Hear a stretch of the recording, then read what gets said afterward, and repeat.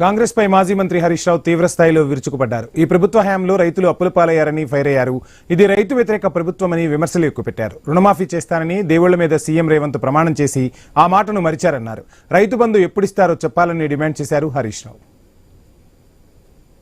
వచ్చింది మళ్ళీ కష్టాలు మొదలైంది. నేను ఇప్పుడు రాంగా చూసుకుంటూ వచ్చిన కొల్చారంలో, ముంబాజ్పల్లిలో అన్ని బోరుబండ్లు కనబడుతున్నాయి. గతంలో అసలు బోరుబండి అనేది కేసీఆర్ గారి హయాంలో మాయమైంది. యాసంగికి నీళ్లు వస్తాయా రావా అని మా పాపన్నపేట రైతులు, మా హవేలీ గన్పూర్ రైతులు, మా కొల్చారం రైతులు బోర్లు వేసుకుంటా ఉన్నారు.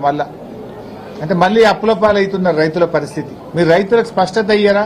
ఈ పాటికి నార్లు పోసేసి నారు పెరుగుతుంది. ఇంకా రేపో మాపో నాట్లేసే కాలం వచ్చింది.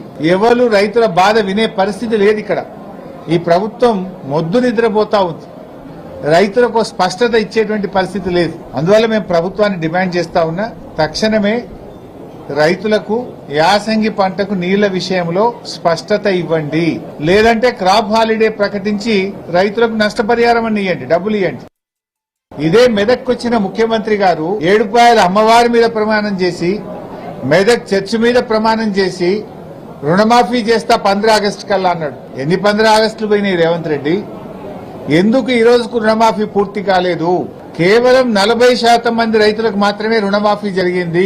ఇలా రుణమాఫీ విషయంలో రైతుల్ని మోసం చేసినారు, రైతు బంధు విషయంలో రైతుల్ని మోసం చేసినారు, బోనస్ విషయంలో రైతుల్ని మోసం చేసినారు, ఎరువుల సరఫరాలో ఫెయిల్ అయిపోయినారు, విత్తనాల సరఫరాలో ఫెయిల్ అయినారు, పంట కొనుగోలు విషయంలో కూడా ప్రభుత్వం ఫెయిల్ అయిపోయింది. పోయిన యాసంగి బోనస్ ఇప్పటి వరకు రాలేదు. రాష్ట్రంలో పోయిన యాసంగిది 1200 కోట్ల రూపాయల బోనస్ ఇంకా కూడా ప్రభుత్వం ఇయ్యడం లేదు. 6 నెలలు అయిపోయినా బోనస్ పైసలు పడతలేవు. ఇప్పుడు యాసంగి కూడా రైతు బంధు ఎప్పుడు ఇస్తారు? ఇంకా ఆల్రెడీ పంట సీజన్ స్టార్ట్ అయింది. మరి యాసంగి రైతు బంధు ఎప్పుడు విడుదల చేస్తారు? ఇంకొక వైపు వ్యవసాయ మంత్రి ఏమో చిన్నగా లీకులు ఇస్తున్నాడు. ఏమని? మేము యాసంగి రైతు బంధు సాగు చేసిన వాళ్ళకే ఇస్తాం, మిగతా వాళ్ళకి ఎగబెడతామంటున్నాడు. అంటే ఇప్పుడు ఓట్లయ్యేదాకా ఆగినరా? పత్తి 7 నెలల పంట, పండ్ల తోటలున్నాయి, ఆయిల్ పామ్ ఉన్నది. మరి రైతుల పరిస్థితి ఏంది? అంటే నువ్వు అప్పుడేమో రేవంత్ రెడ్డి 3 పంటలకు ఇవ్వాలి రైతు బంధు అన్నాడు. ఇప్పుడేమో 1 పంటకే ముక్కులకు వచ్చిందా? నీ ప్రభుత్వం వచ్చిన తర్వాత 2 ఏళ్లలో 2 పంటలకు రైతు బంధు ఇచ్చినావు, 2 పంటలకు రైతు బంధు ఎగ్గొట్టినావు. మరి ఇప్పుడు యాసంగి రైతు బంధు సంగతి ఏందో స్పష్టంగా చెప్పాలి.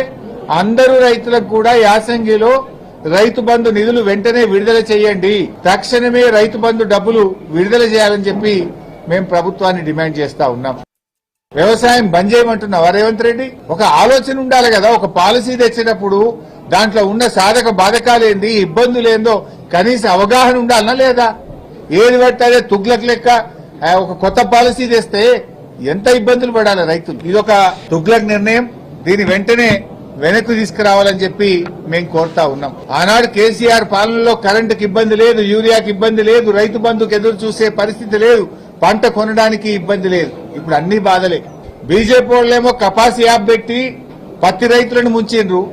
కాంగ్రెస్ వాళ్ళేమో ఇప్పుడు ఎరువుల కోసం యాప్ పెట్టి వీళ్ళు కూడా అందరు రైతుల్ని ముంచే ప్రయత్నం చేస్తా ఉన్నారు. ఇది దయచేసి ప్రభుత్వం తక్షణమే ఈ యాప్ల నాటకాలు బంద్ చేయాలి. గతంలో మాదిరిగా దుకాణాలలో రైతులకు అవసరమైన యూరియా అందించాలని చెప్పి మేము డిమాండ్ చేస్తా ఉన్నాం.